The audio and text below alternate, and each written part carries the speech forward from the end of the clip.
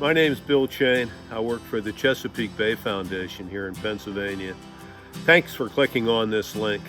If you're here, it's probably because you have interest in soil health, which is really important, and we thank you for that. This presentation is meant for the Pennsylvania 2021 Farm Show, the virtual farm show, and it'll be used in other educational activities as well. What we've done is assembled some pictures and videotape of past activities to kind of educate and really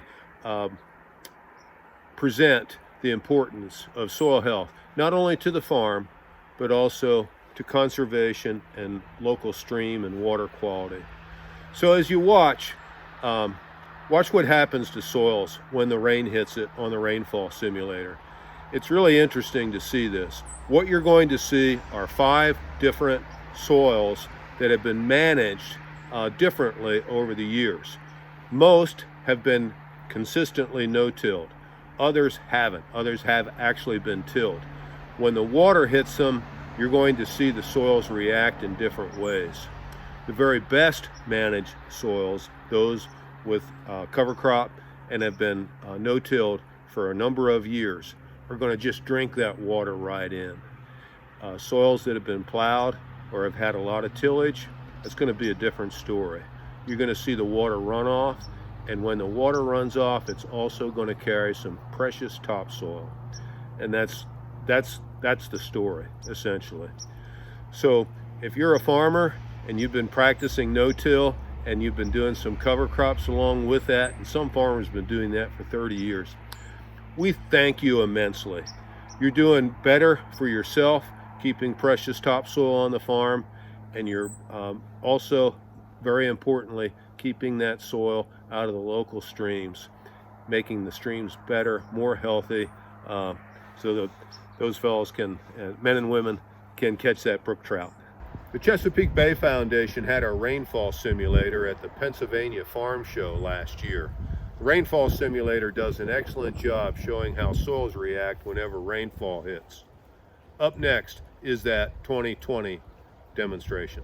Folks, welcome to the Pennsylvania Farm Show. The Chesapeake Bay Foundation is really proud to be here today in the environmental conservation area of the Farm Show.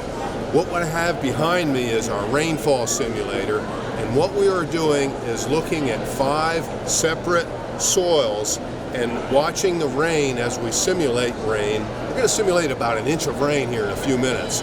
We're going to see what that rain does when it hits those different kinds of soils. These soils that we're going to see, there are 5 different samples. The one in the middle is quite different than the 2 on each side. Let me explain why.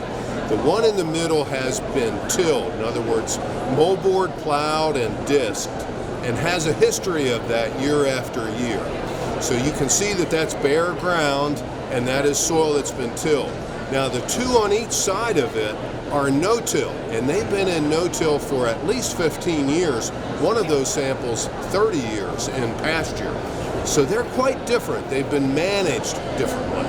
So I want you to notice that there are jars underneath these different soil samples. We have a jar out in front, which essentially is the water that's running off the soil, and then we have a jar up underneath, which is the jar that's collecting water as it infiltrates through the soil. So we're going to see some different actions going on here.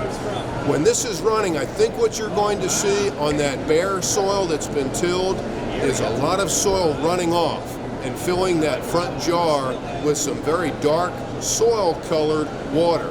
That's bad. That's topsoil leaving the farmer's field, and that's putting soil and sediment, nitrogen and phosphorus in our local streams. That's not something that we want to have. That's not something that farmers want to have. On the other soils that have ground cover, and even the one that doesn't have ground cover that's full of corn residue, you're going to see those soils react differently.